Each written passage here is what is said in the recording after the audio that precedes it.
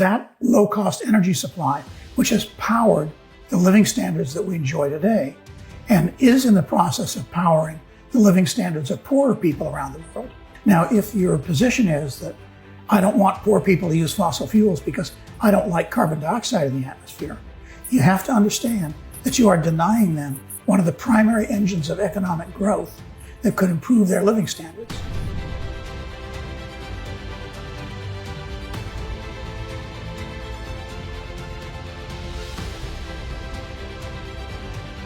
This is Climate Debrief, brought to you by the CO2 Coalition. I'm Angela Wheeler.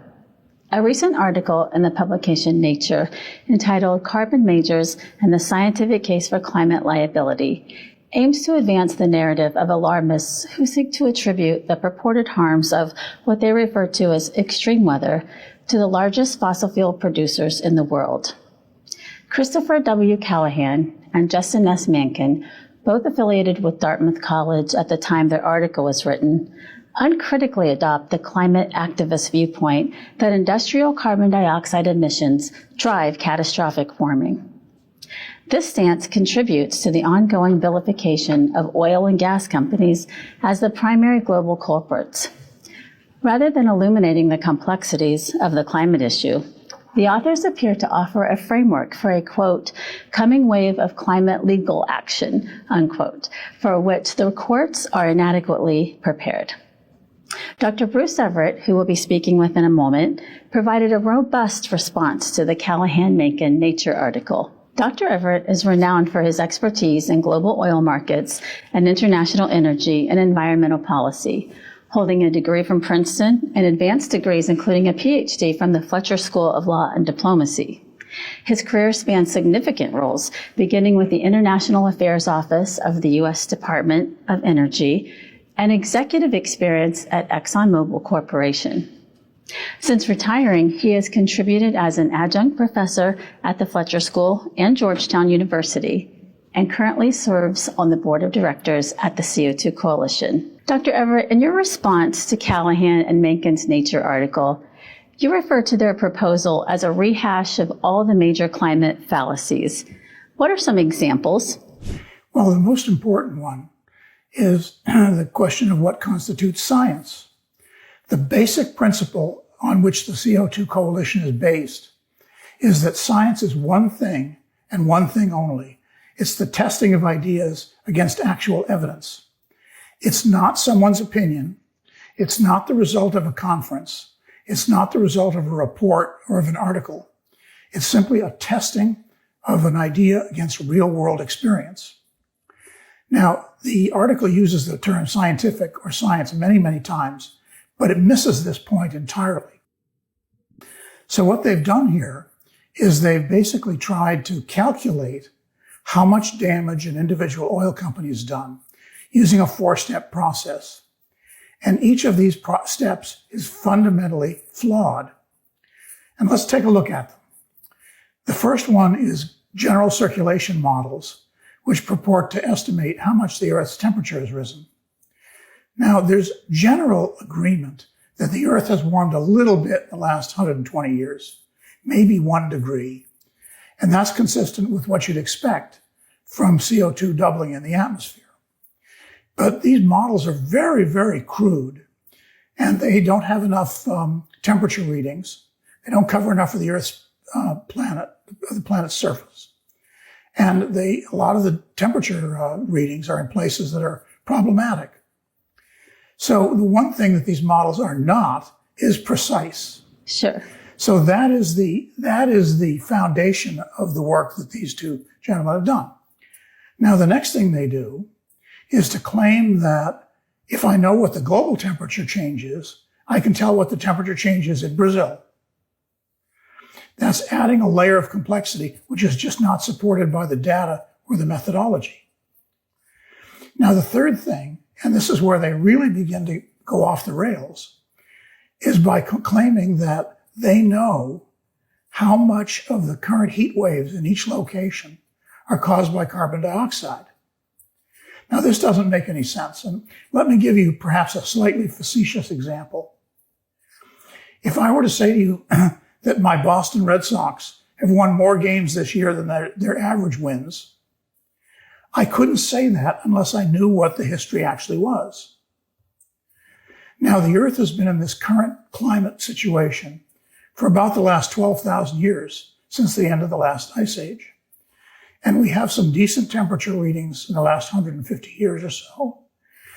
We have some anecdotal evidence for a couple of thousand years, but we don't really know what the baseline temperature is. And we don't really know what the baseline for heat waves is.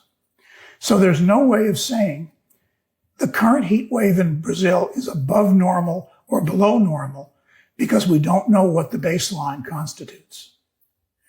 Now, the fourth step that they make is to say we can calculate how much of a loss of per capita income there is in each of these regions, whether it be Brazil or Australia or Nebraska, based on the amount of carbon dioxide in the atmosphere.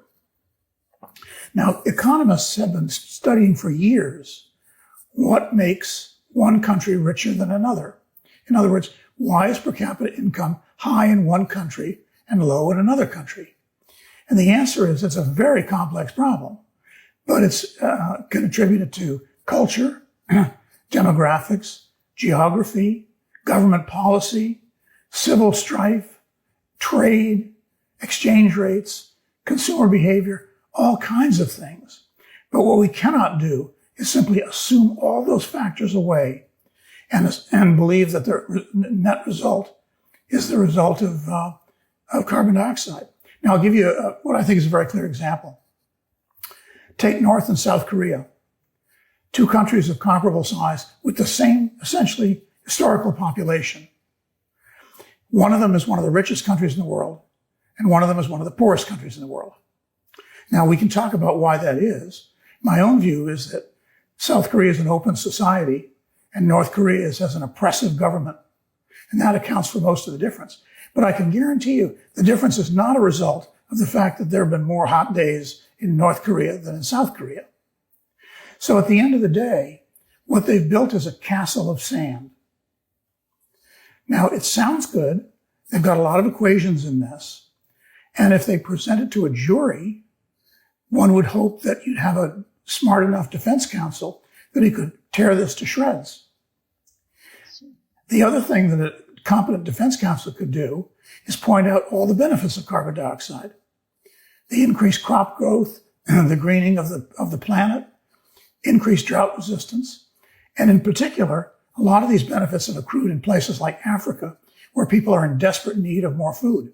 You state that in the very beginning of your paper, that more context was needed to explain that the invalidity, I guess you could say, the authors mention science and scientific 44 times. And also they mention being peer reviewed 8 times. But in your response, you state that peer review today doesn't look as much like it used to. Could you elaborate on that? Yeah, the original idea of peer review was that when a scientist wrote a paper, before it was published, it would be reviewed by other competent scientists in the field to determine whether the methodology was sound and whether the scientists had drawn reasonable conclusions. That's a good system. But recently what's happened is that these papers are reviewed by other climate scientists who also themselves tend to be activists. And they review the article for its ideological correctness rather than for its methodological soundness.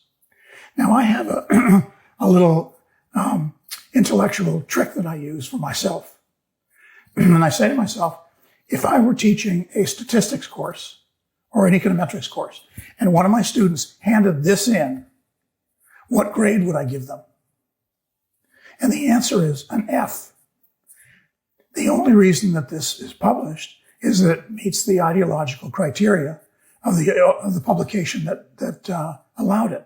And then you were saying also that the authors went through this 4-step process. The first step is to evaluate changes in global mean surface temperature using general circulation models. What do you see as the flaws in their models? The first thing you have to remember is that we're talking about measuring very small changes. The average Earth temperature is about 288 degrees Kelvin. And we're talking about trying to measure 1 degree or so over 120 years, something like that. Now, they do this by taking the average of all the temperature stations around the world that have been recorded. Some of these, first of all, these stations don't have very wide coverage.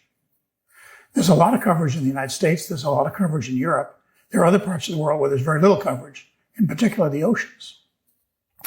But secondly, many of these stations have methodological problems. If we're talking about 120 years, let's say, for example, that we take my city of Boston, and the temperature is generally measured at Logan Airport. Well, if you think about what Logan Airport looked like 120 years ago, compared to what it is now, it's got planes and automobiles and things all over the place that make it warmer. Now, scientists claim that they have made adjustments for this, but those adjustments are very rough. So the point is, I guess everybody is willing to accept as plausible that a 1 degree increase over the last 120 years makes sense. But that is not a precise number, and it's not a number that can be used as the basis for further analysis. According to Callahan and Mencken, the second step to establish the liability of oil and gas companies for climate damage is the attribution of specific weather events, in this case, heat waves. In your response, you mentioned that attribution science is problematic. Why is that? Well, first of all, it's not science. And I want to repeat my original point that science is only one thing. It's testing ideas against actual data. What they're talking about is opinions. Now, the way this attribution procedure is generally done is by trying to correlate temperature changes with over the course of the year with the amount of carbon dioxide in the atmosphere. And the problem with that is that there are way too many other variables that affect that. We all know that some summers are hot, some are cold. We've all experienced both of those in our lifetimes. But the question of how do you say this is a hot summer because of CO2 emissions? There's no methodology that allows us to do that. That's just a wild guess. And the argument is that, well, if all my climate friends believe in it, then it must be science. The third step is to take the calculated changes in global mean surface temperatures and calculate the extreme heat effects at a regional level. This step involves a process called pattern scaling. Could you please explain pattern scaling, and is it accurate?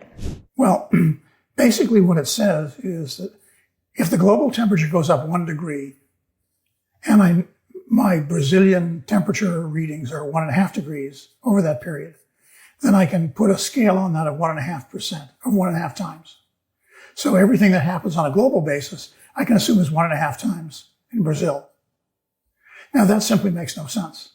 There are simply too many other variables that have an influence over what the regional variations are. For example, how close is it to the equator? What are the ocean temperatures nearby? What are the ocean currents? What are the mountains? All of these things have an influence on the local weather patterns. So trying to scale back from a global temperature change to a regional one and assuming that that relationship is always valid makes no sense. Dr. Everett, you mentioned that Callahan and Mencken's fourth and final step is the least rigorous and most controversial. Did they take on a problem that is too complex to model? Yes. And let me make a few comments about modeling. Models are great tools, and they can help you sort out and quantify what you know and what you don't know. And there are some issues where what we know is good enough to make the model predictive. And I'll give you a couple examples. Our understanding of celestial mechanics is good enough that we can send spaceships not only to the moon, but to the outer planets. We know how gravity works, we know how orbits work, and our knowledge of that is strong enough that we can do that and the predictions are correct. Another one, for example, might be weather forecasting. Now, weather models are very good out to 1, maybe 2 weeks. And if your local weather forecaster on TV says it's going to rain on Thursday, that's based on a pretty good model. If he says it's going to rain on December 31st of next year, that has no validity whatsoever. So the question is, do you have a sufficiently profound knowledge of the problem that when you put all these variables together, you've got something that can be predictive? Now, with climate models, we have things, for example, like solar variation. We have volcanoes, we have ocean currents, we have changes, very small changes in the Earth's orbit. All those things have an influence on the climate. And unless we have a fundamental knowledge of not only how they all work, but how they interact with each other, we're not going to have a predictive model. Now, I have to point out that we've been working on this problem. We, as society, have been working on this problem for more than 30 years. And the climate models that were built in the early 90s simply didn't predict what was actually going to happen. They way over forecasted the temperature increases that were going to occur. And the reason that happened primarily is that they assumed that as the temperature grew, relative humidity grew, and that humidity would have a greenhouse effect of its own that would amplify the effect of carbon dioxide. There's no evidence that that's true, and yet people won't let go of it. So the point here is that models are useful, but if you claim to be able to make a prediction based on your model, you have to have a level of knowledge of that issue that's very profound. And let me give you another example, since we talked about sports a minute ago. If I told you I have a baseball model that predicts who's going to win the World Series, and I've taken into account the weather at the various ballparks, the size of the crowds, the finances, color of the uniforms, number of farm teams, all these things. And what I would like you to do is give me your money and I'll place some sports bets and you'll get rich. Now, most people, I think, some people might do that, but most people would immediately say, wait a minute, nobody can do that. Nobody has enough knowledge of this extremely complex business to be able to make that prediction. In fact, we can't tell who's going to win tomorrow's game. And there's no model that tells us that we can do that. Most people would recognize a pitch like that as a scam. That's an excellent example. Now, I don't want to go so far as to use that word with climate models, but they're very close. I see. And another thing I found very interesting in your response is that the authors of the Nature article state that fossil fuels have produced immense prosperity. However, you notice that they overlook the direct advantages of CO2. And you've talked about some of those, including improved crop growth, increased drought resistance, and you note, especially at a time when the world is in need of expanding food supplies. Is that correct? That is correct. And there are two things we need to bear in mind. One is the direct effect of CO2 on plant life, which is just the things that you mentioned. But the other point is fossil fuels have given us mobility. They've given us low-cost electricity. They've given us reliable energy supply. And it's that low-cost energy supply which has powered the living standards that we enjoy today and is in the process of powering the living standards of poorer people around the world. Now, if your position is that I don't want poor people to use fossil fuels because I don't like carbon dioxide in the atmosphere, you have to understand that you are denying them one of the primary engines of economic growth that could improve their living standards. So I think this is very important to understand. And the demonization of fossil fuels and fossil fuel companies has done a great deal of damage. For example, if you look at Germany, Germany has been the leading country in the world in replacing fossil fuels with renewables, wind and solar. Now, those types of energy sources are intermittent, they're unreliable, and when they're used on a large scale, conditions will occur when the wind doesn't blow and the sun doesn't shine, and the electric power grid becomes unstable. They have also cut back on their nuclear plants. They've lost their gas supply from Russia. And as a result, the industrial economy of Germany is in very, very bad shape. Now, I would suggest that people who want to take the kinds of actions that are talked about in this paper of trying to punish the fossil fuel companies, take a look at what's happened in Germany and make a decision as to whether you really want to replicate that experience here. Right. And your overall analysis of Callahan and Mencken's Nature article is that the legal action they want is not for companies like Chevron to simply be fined. It is much more sinister. Is that correct? I think that's right. Remember, what they're saying in the article is that they have models that can with precision tell you that Chevron, for example, is responsible for roughly $2 trillion of economic damage around the world. Well, Chevron's market capitalization, the total value of all the shares in the company, is about $250 billion. So what they're saying is not that we want Chevron to pay some kind of a fine, but we want the company to disappear. Now, that would be a terrible tragedy, not only for people in the United States and the West, but perhaps even more so for people in developing countries who need those energy sources to grow. And if we were to take this attitude and try to bankrupt the fossil fuel companies, we would lose a great deal of economic dynamism in the world. You can read a response to carbon majors and the scientific case for climate liability by Dr. Bruce Everett in our publications section at co2coalition.org.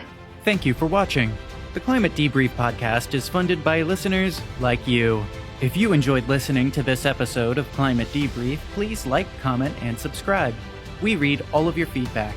If you are interested in finding out more about the CO2 Coalition and its mission, visit our website at co2coalition.org. Our host and executive producer is Angela Wheeler. Production by Ethan Audie and Scott Wheeler. Technical production and editing by Joseph von Spakovsky.